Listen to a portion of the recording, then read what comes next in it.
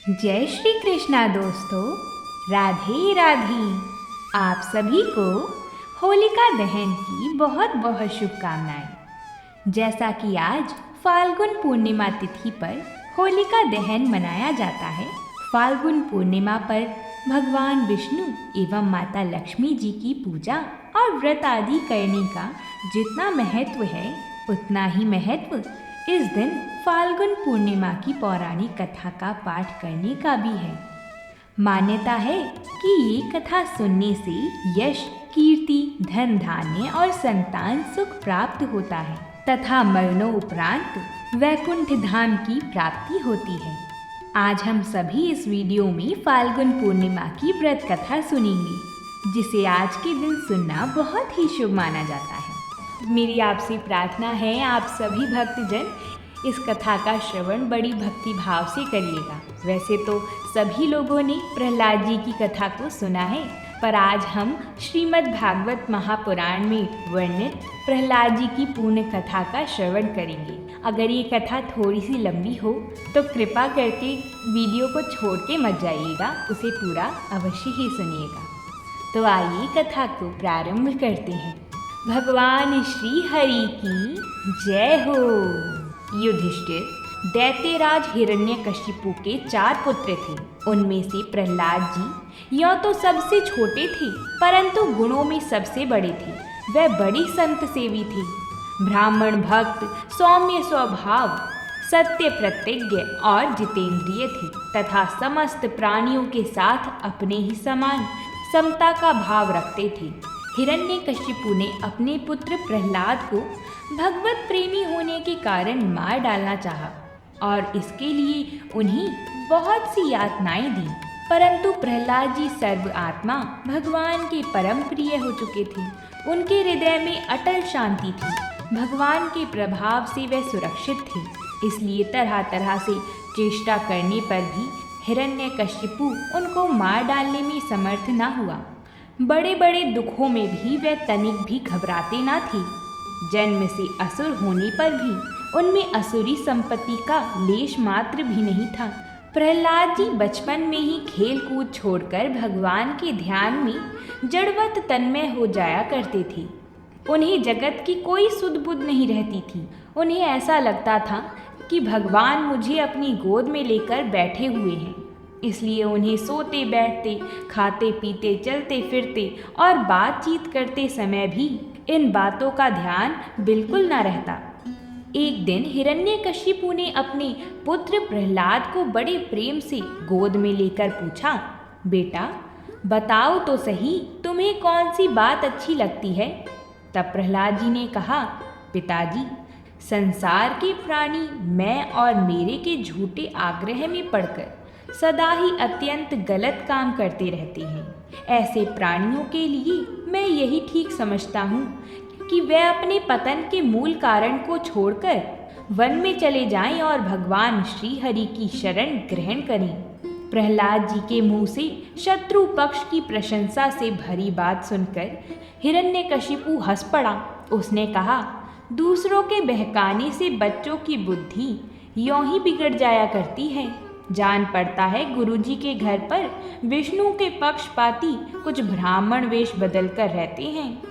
बालक की भली भांति देख रेख की जाए, जिससे अब इसकी बुद्धि बहकाने में ना आई।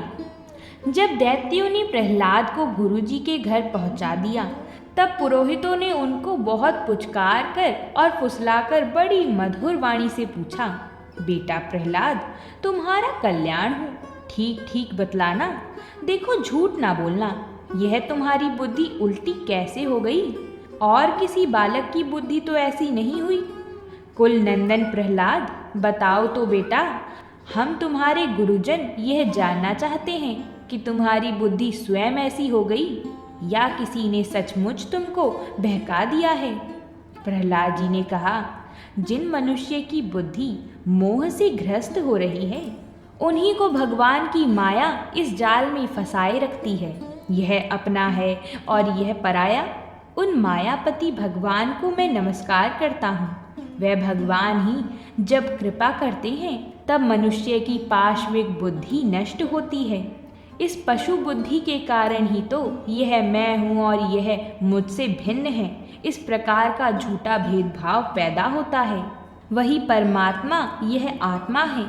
अज्ञानी लोग अपनी और पराये का भेद करके उसी का वर्णन किया करते हैं। उनका ना जानना भी ठीक ही है, क्योंकि उसके तत्व को जानना बहुत कठिन है और ब्रह्मा आदि बड़े बड़े वेदज्ञ भी उसके विषय में मोहित हो जाते हैं। गुरुजी, जैसे चुंबक के पास लोहा स्वयं खिंचा चला जाता है, वैसे ही भगवान की स्वच्छंद इच्छा शक्ति से मेरा चित्त भी संसार से अलग होकर उनकी ओर खींचा चला जाता है। परम ज्ञानी प्रहलाद जी अपने गुरुजी से इतना कहकर चुप हो गए। उन्होंने क्रोध से प्रहलाद को छिड़क दिया और कहा, अरे कोई मेरा डंडा तो लाओ, यह हमारी कीर्ति में कलंक लगा रहा है। इस दुर्बुद्धि का चौथा उपाय दंड ही उपयुक्त होगा। दैत्य वंश के चंदन वन में यह कांटेदार बबूल कहाँ से पैदा हुआ? जो विष्णु इस वन की जड़ काटने में कुल्हाड़े का काम करते हैं, यह नादान बालक उन्हीं का भक्त बनता है, उन्हीं का सहायक हो रहा है। इसी तरह उनके गुरुजी ने उनको बहुत डांटा। कुछ समय के बाद जब गुरुजी ने देखा कि प्रहलाद ने साम दाम दंड भेद से संबंधित सारी बातें जान ली हैं, तब वह उन्हें उनकी माँ के पास ले गई। इसके बाद वह हिरण्यकशिपु के पास ले गई। प्रहलाद जी अपने पिता के चरणों में लौट गए। हिरण्यकशिपु ने उन्हें आशीर्वाद दिया। उस समय दैत्य राज का हृदय आनंद से भर रहा था। हिरण्यकशिपु ने प्रसन्न मुख से प्रहलाद को अपनी गोद में बिठा लिया और कहा, चिरंजीव बेटा प्रहलाद, इतने दिनों में तुमने गुरुजी से जो शिक्षा प्राप्त की है, उनमें से कोई अच्छी सी बात हमें सुनाओ। प्रहलाद जी ने कहा, पिताजी, विष्णु भगवान की भक्ति के 9 भेद हैं। भगवान के गुण, लीला, नाम आदि का श्रवण, उन्हीं का कीर्तन, उनके रूप नाम आदि का स्मरण, उनके चरणों की सेवा, पूजा अर्चना, वंदन, दास्य, सख्य और आत्मनिवेदन। यदि भगवान के प्रति समर्पण के भाव से यह 9 प्रकार की भक्ति की जाए, तो मैं उसी को उत्तम अध्ययन समझता हूँ। प्रहलाद जी की यह बात सुनते ही हिरण्यकशिपु क्रोध में आ गया। उसने गुरुपुत्र से कहा, रे नीच ब्राह्मण, यह तेरी कैसी शिक्षा है? तूने बच्चों को कैसी शिक्षा दी है? अवश्य ही तू हमारे शत्रुओं के आश्रित है। संसार में ऐसे दुष्टों की कमी नहीं है जो मित्र बनकर छिप छिप कर शत्रुओं का काम करते हैं, परंतु सच्चाई एक दिन सामने आ ही जाती है। गुरुपुत्र ने कहा, महाराज, आपका पुत्र जो कुछ कह रहा है वह मेरे या और किसी के बहकाने से नहीं कह रहा। राजन, यह तो इसकी जन्मजात स्वाभाविक बुद्धि है। आप अपना क्रोध शांत कीजिए, व्यर्थ में हमें दोष न लगाइए। तब हिरण्यकशिपु ने प्रहलाद जी से पूछा, अगर यह बातें तेरे गुरु ने नहीं बताई तो कहाँ से प्राप्त हुई? प्रहलाद जी ने कहा, पिताजी, संसार के लोग तो पिसे हुए को पीस रहे हैं, चबाए हुए को चबा रहे हैं। उनकी इंद्रियां वश में न होने के कारण वह भोगे हुए विषय को ही बार बार भोगने के लिए संसार रूप घोर नर्क की ओर जा रहे हैं। ऐसे गृहस्थ पुरुषों की बुद्धि अपने आप किसी के सिखाने से अथवा अपने ही जैसे लोगों के संग से भगवान श्री कृष्ण में नहीं लगती। हमारे स्वार्थ और परमार्थ भगवान विष्णु ही है। उन्हीं की प्राप्ति से हमें सब पुरुषार्थ की प्राप्ति हो सकती है। जिनकी बुद्धि भगवान के चरण कमलों का स्पर्श कर लेती है, उनके जन्म मृत्यु रूप अनर्थ का सर्वथा नाश हो जाता है। उनकी बुद्धि शुद्ध हो जाती है। प्रहलाद जी ने इतना ही कहा था कि हिरण्यकशिपु ने प्रहलाद जी को अपनी गोद से उठाकर भूमि पर पटक दिया। हिरण्यकशिपु के क्रोध के मारे नेत्र लाल हो गए थे। वह कहने लगा, दैत्यो, इसे यहाँ से बाहर ले जाओ और तुरंत मार डालो। यह मार ही डालने के योग्य है। देखो तो सही, जिसने इसके चाचा को मार डाला, अपने सुहृद सज्जनों को छोड़कर यह नीच दास के समान उसी विष्णु के चरणों की पूजा करता है। हो ना हो इसके रूप में मेरे भाई को मारने वाला विष्णु ही आ गया है। अब यह विश्वास के योग्य नहीं। 5 बरस की अवस्था में ही जिसने अपने माता पिता के स्नेह को भुला दिया, वह भला विष्णु का ही क्या हित करेगा। जब हिरण्यकशिपु ने दैत्यों को इस प्रकार आज्ञा दी, तब अनेक दैत्य हाथों में त्रिशूल ले लेकर मारो काटो इस प्रकार बड़े जोर जोर से चिल्लाने लगे। प्रहलाद जी चुपचाप बैठे हुए थे और दैत्य उनके सभी मर्म स्थानों में शूल से घाव कर रहे थे। उस समय प्रहलाद जी का चित्त उन परमात्मा में लगा हुआ था, जो मन वाणी के अगोचर समस्त शक्तियों के आधार एवं परब्रह्म हैं। इसलिए उन पर दैत्यों का कोई भी प्रहार सफल ना हुआ। जब इस तरह प्रहलाद जी के शरीर पर कोई असर नहीं हुआ, तब हिरण्यकशिपु को बड़ी शंका हुई। अब वो प्रहलाद जी को मारने के लिए और बहुत से उपाय करने लगा। उसने उन्हें बड़े बड़े मतवाले हाथियों से कुचलवाया, विषधर सांपों से डसवाया, पुरोहितों से कृत्या राक्षसी उत्पन्न कराई, पहाड़ की चोटी से नीचे डलवा दिया, शंभरासुर से अनेकों प्रकार की माया का प्रयोग करवाया, अंधेरी कोठरियों में बंद कर दिया, विष पिलाया और खाना भी बंद कर दिया, बर्फीली जगह दहकती हुई आग और समुद्र में बारी बारी से डलवाया, आंधी में छोड़ दिया, पर्वतों के नीचे दबवा दिया, परंतु इनमें से किसी भी उपाय से वह अपने पुत्र प्रहलाद जी का बाल भी बाका न कर पाया। यह देखकर हिरण्यकशिपु को बड़ी चिंता हुई। उसे प्रहलाद को मारने के लिए और कोई उपाय नहीं सूझा। अब हिरण्यकशिपु को बड़ा आश्चर्य हुआ। वो सोचने लगा कि ना तो यह किसी से डरता है और ना ही इसकी मृत्यु होती है। इसकी शक्ति की था ही नहीं है। अवश्य ही इसके विरोध से मेरी मृत्यु होगी, संभव है ना भी हो। ऐसा सोचकर उसका चेहरा उतर गया। उसकी चिंता को देखकर उसकी बहन होलिका ने कहा कि आप चिंता ना करें भैया, मुझे ब्रह्मा जी से वरदान प्राप्त है कि मैं किसी भी प्रकार से अग्नि में जलकर नहीं मर सकती हूँ। अग्नि में तो सभी भस्म हो ही जाते हैं। तब हिरण्यकशिपु ने अपनी बहन होलिका से कहा कि तुम प्रहलाद को अपनी गोद में लेकर अग्नि में बैठ जाओ, जिससे वह जलकर भस्म हो जाएगा। होलिका को वरदान था कि उसे अग्नि तब तक कभी हानि नहीं पहुंचाएगी जब तक कि वह किसी सद्वृत्ति वाले मानव का अहित करने की ना सोची। होलिका यह बात भूल गई थी। वह अपने भाई की बात को मानकर अपने भतीजे प्रहलाद जी को गोदी में लेकर अग्नि में बैठ गई। उस दिन फाल्गुन मास की पूर्णिमा थी। सद्वृत्ति वाले प्रहलाद जी का अहित करने के प्रयास में होलिका तो स्वयं जलकर भस्म हो गई और प्रहलाद जी श्री हरि विष्णु जी का नाम जपते हुए अग्नि से बाहर आ गए। अंत में हिरण्यकशिपु ने सोचा कि प्रहलाद को अब अपने ही हाथों से मार डालना चाहिए। प्रहलाद जी बड़ी नम्रता से हाथ जोड़कर चुपचाप हिरण्यकशिपु के सामने खड़े थे, परंतु हिरण्यकशिपु स्वभाव से ही क्रूर था। उसने कठोर वाणी से डांटते हुए कहा, तू बड़ा उद्दंड हो गया है, स्वयं तो नीच है ही, अब हमारे कुल के और बालकों को भी फोड़ना चाहता है।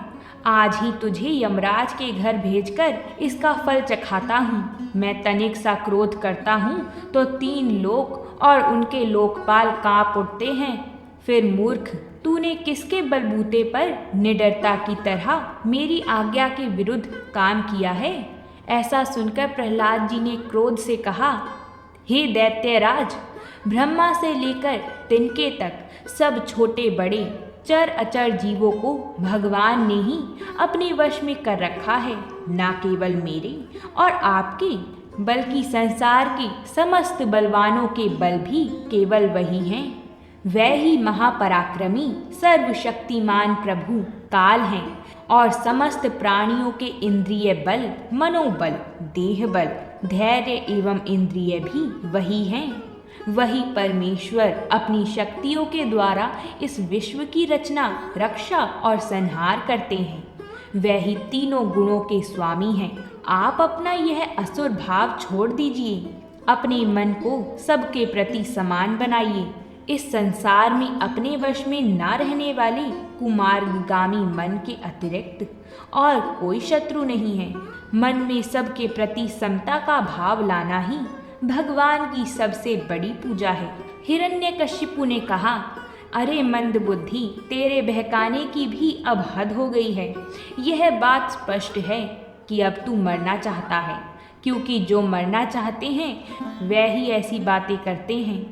हिरण्यकशिपु जब क्रोध के मारे अपने आप को रोक न सका, अभागे, तूने मेरे सिवा जो और किसी को जगत का स्वामी बतलाया है, सो देखूं तो तेरा वह जगदीश्वर कहाँ है? अच्छा, क्या कहा? वह सर्वत्र है, तो इस खंबे में क्यों नहीं दिखता? अच्छा, तुझे इस खंबे में भी दिखाई देता है? तब प्रहलाद जी ने कहा कि इस खंबे में भी भगवान है। अच्छा, तुझे इस खंबे में भी दिखाई देता है? अरे तू क्यों इतनी डींगे हाँक रहा है? मैं अभी अभी तेरा सिर धड़ से अलग कर देता हूँ। देखता हूँ तेरा वह सर्वस्व हरि, जिस पर तुझे इतना भरोसा है, तेरी कैसे रक्षा करता है। इस प्रकार वह अत्यंत बलवान महादैत्य भगवान के परम प्रेमी प्रहलाद जी को बार बार सताने लगा। जब क्रोध के मारे वह अपने को रोक न सका, सिंहासन से कूद पड़ा और बड़े जोर से उस खंबे को एक घूंसा मारा। उसी समय उस खंबे में से एक बड़ी भयंकर आवाज आई। ऐसा लगता था मानो ब्रह्मांड ही फट गया हो। हिरण्यकशिपु प्रहलाद जी को मार डालने के लिए बड़े जोर से झपटा था। ऐसी आवाज सुनकर हिरण्यकशिपु भय से डरने लगा। इसी समय अपने सेवक प्रहलाद और ब्रह्मा जी की वाणी सत्य करने और समस्त पदार्थों में अपनी व्यापकता दिखाने के लिए सभा के भीतर उसी खंबे में बड़ा ही विचित्र रूप धारण करके भगवान नरसिंह अवतार में प्रकट हुए। ना तो पूरा सिंह का ही था और ना मनुष्य का ही। उसी समय खंबे के भीतर से निकलते हुए उस अद्भुत प्राणी को उसने देखा। तब हिरण्यकशिपु ने अपनी गदा को बड़े जोर से घुमाकर नरसिंह भगवान पर प्रहार किया। उस समय भगवान नरसिंह की क्रोध से भरी विकराल आंखों की ओर देखा नहीं जाता था। बहुत समय तक हिरण्यकशिपु ने भगवान नरसिंह के साथ युद्ध किया। अंत में वह समय आ ही गया जब उन्होंने अपने तीखे नखों से हिरण्यकशिपु का कलेजा फाड़कर उसे जमीन पर पटक दिया। उस समय हजारों दैत्य दानव हाथों में शस्त्र लेकर भगवान पर प्रहार करने के लिए आए, पर भगवान ने अपनी भुजारूपी सेना से, लताओं से और नखरूपी शस्त्रों से चारों ओर खदेड़ खदेड़ कर उन्हें मार डाला। नारद जी कहते हैं, इस प्रकार ब्रह्मा जी, शंकर आदि सभी देवतागण नरसिंह भगवान के क्रोधावेश को शांत ना कर सके और ना उनके पास जा सके।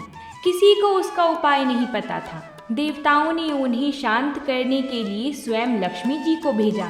उन्होंने जाकर जब नरसिंह भगवान का वह महान अद्भुत रूप देखा, तब भयवश वह भी उनके पास तक ना जा सकी। उन्होंने ऐसा अनूठा रूप ना कभी देखा था और ना कभी सुना। तब ब्रह्मा जी ने पास ही खड़े प्रहलाद जी को यह कहकर भेजा कि बेटा, तुम्हारे पिता पर ही तो भगवान कुपित हुए थे।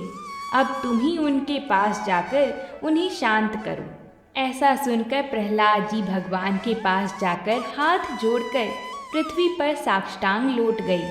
नरसिंह भगवान ने देखा कि नन्हा सा बालक मेरे चरणों के पास पड़ा हुआ है। उनका हृदय दया से भर गया। उस समय उनका सारा शरीर पुलकित हो गया। नरसिंह भगवान की जय हो। भक्त शिरोमणि प्रहलाद जी महाराज की जय हो। ये थी फाल्गुन पूर्णिमा की व्रत कथा। अगर आप सभी को ये कथा पसंद आई हो तो वीडियो को एक लाइक ज़रूर करिएगा और साथ ही साथ इस पावन कथा को और जनों के साथ शेयर ज़रूर करिएगा। तो बोलिए भगवान श्री हरि की जय हो।